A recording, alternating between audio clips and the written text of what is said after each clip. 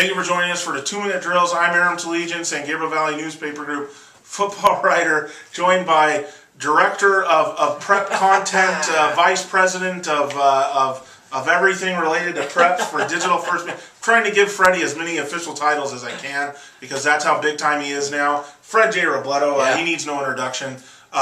Freddie, big one going down Friday night at Kiefer, another big one, we should say. Chino Hills 1-0, going to Bishop Amat 1-0. Yeah. Freddie. And we don't do this on purpose, Aaron. Try to set up 1 versus 2 in the second week of the season. Yeah, right. But that's what you have. Amat number 1, Chino Hills number 2. Both of them coming off pretty big wins last week. Yeah. And these teams have a score to settle. Last year, 48-48 tie.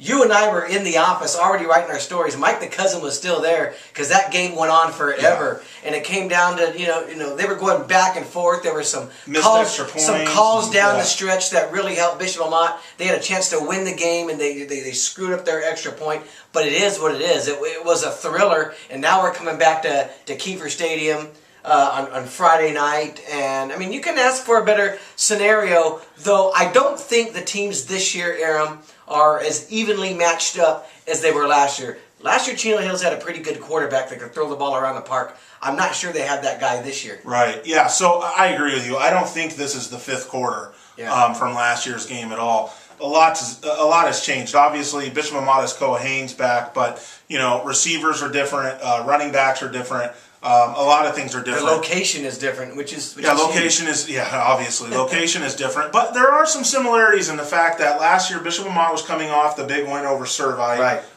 And then they played Chino Hills, and you know maybe that was a good setup for Chino Hills, and now this year Bishop Amat's coming off the big win over Santa Margarita, and now they get Chino Hills again. Which, you know, maybe it's a bounce game for Bishop Amat. I don't know. I doubt it would be because of last year. I think you talked to Steve Haggerty this week, and that's kind of what he told you about, trying to bring his kids down from the clouds after winning a game like this. It's only natural now. You look at their non-league schedule. There are no more Santa Margarita types that they're going to have to face before they get into the Sarah League. Right. So these are these games where these other teams that come into Kiefer or face Amat, they've got nothing to lose. I mean, they're trying to take them down. Amat has that reputation of recent years of beating these area teams, and it's not easy because these are good area teams. But you know, Bishop Amat this year, Koa Haynes last week, 261 yards and a touchdown. He was clutch down the stretch. Running backs Anthony Camargo, Adrian Ortega, they were good but not great. I mean, their total running game combined for 114 yards. What I liked about Haynes was the way he spread the ball around to a lot of different receivers there. I think 6 different guys touched the ball. But the big difference between last year and this year is going to be Amat's defense and how physical they are. I'm not sure. You know, Chino Hills had a pretty big win last week, but they didn't face a team like this. And this is going to be tough for them to go in there. Like I said, Bishop Amat would have to screw this up to lose this week. Well, here's the thing, Freddie. When you look at comparing the 2 years, I have to say, Amat last year against Servite, I don't want to say they peaked in that game. But I don't think that last year's Amat team could have played a much better game than what they did against Servite, than what they did against Charter Oak. But this year's Amat team, there's absolutely no way that they peaked against Santa Margarita. No. There's still a lot of room for them to get better, which is scary. Because if they do that, you know, a big November is coming. So that's something to consider. We haven't seen the best of them yet. Right. And if you're Coach Haggerty, you kind of like how that game unfolded because they did struggle early. They were down. They were downtown. 2 touchdowns, and you got to see the character of your senior quarterback, this guy who has to lead you. And there was a situation down late in the game where they were down in the final, there was less than 2 minutes to go, facing a 4th and 10 where they got to get in there a touchdown to win the game, and they go for it, get a first down, and then they punch it in for the go-ahead score. I mean, those are character-building moments. Those are things that your team shows you what they have when the big moments come. So that's what I think was great about week 1. You're right. Last year they blew them out early on. Last week they had to battle from behind, and I think you're going to find that this Santa Margarita team, as the weeks go on, is going to be a pretty good football team. Yeah, better than Servite. Better than Servite was. And Amat this week, by the way, folks, number 6 in the Pac-5. Chino Hills is number 10 in the Inland, so all the way around you got a good team. Let's talk about Chino Hills real quick. New head coach Matt Bechtel is in. He was calling the offense last year. He's known as kind of an offensive savant. Okay, so he will have that offense at least running the kind of plays that should be able to get them bulk yardage and move the ball in theory. They don't have Matt Simcoe at quarterback. They don't have Jack Austin at receiver. Austin was kind of banged up for last year's game, though, so he wasn't a huge factor last year. But they do have guys like Chaz Eldridge, Connor Wilson back. They have a fantastic guy on the defensive line, Trent Goins. Good offensive lineman in Mike. This is a good Chino Hills team. And Freddie, this is the thing about Chino Hills that I'd like to mention, that they're not quite local. Yes, we do cover them, and I enjoy that, and they are in the Sierra League, but they're not an SGV team per se. And I talked to Steve Bogan at South Hills last year, the week after Amat whipped Charter Oak, and he said that the teams around here just have this mental block when it comes to Amat.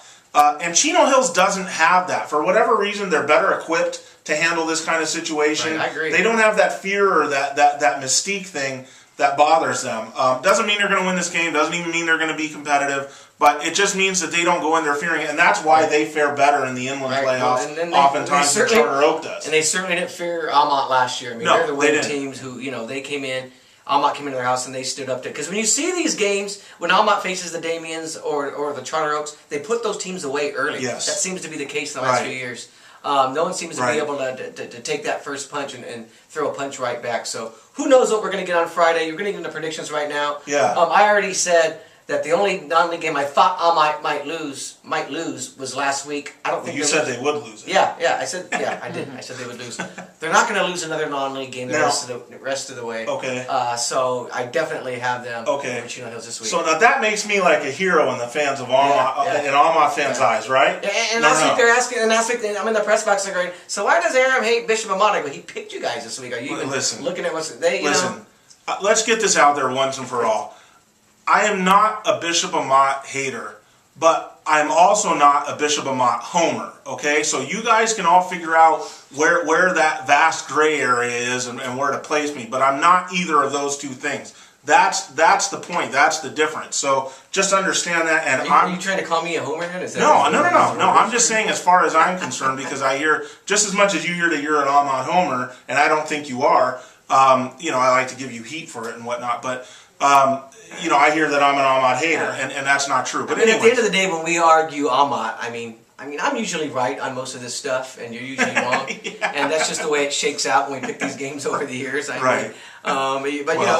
like to pick the Charter Oaks over the years, and these other teams. Over the years, it was 1 year. It never happens. Your little what picks that when you go against some of these other local teams, or when you do rankings. I think those are the issues that they have. I had Amat number one all last year, and I have them number one this year, and I don't see that changing. And like I said last week, I think they're. You didn't have them number one over Monrovia last year when you did your all-encompassing. In my first, and I admitted that I screwed that up, and then Monrovia, But after that, even when Amat lost, I think I don't remember, it was one of their league games. I still kept them number one because I don't think anyone in the area would have won that game. I'm just giving Aram a hard time. But anyway, that's what do you got Friday night? As I told you last week, I think Bishop Amat's going undefeated this non-league season. That included last week, and that'll include this week. We'll see if it's a close game. I tend to think that Amat's going to give a much better account of itself, have a faster start, and that's going to put Chino Hills in a world of trouble. And if they're playing catch-up with new QB Zach Sturdivant, that may not be the situation they want to be in. Amat will have their full attention probably, or they'll have Amat's full attention.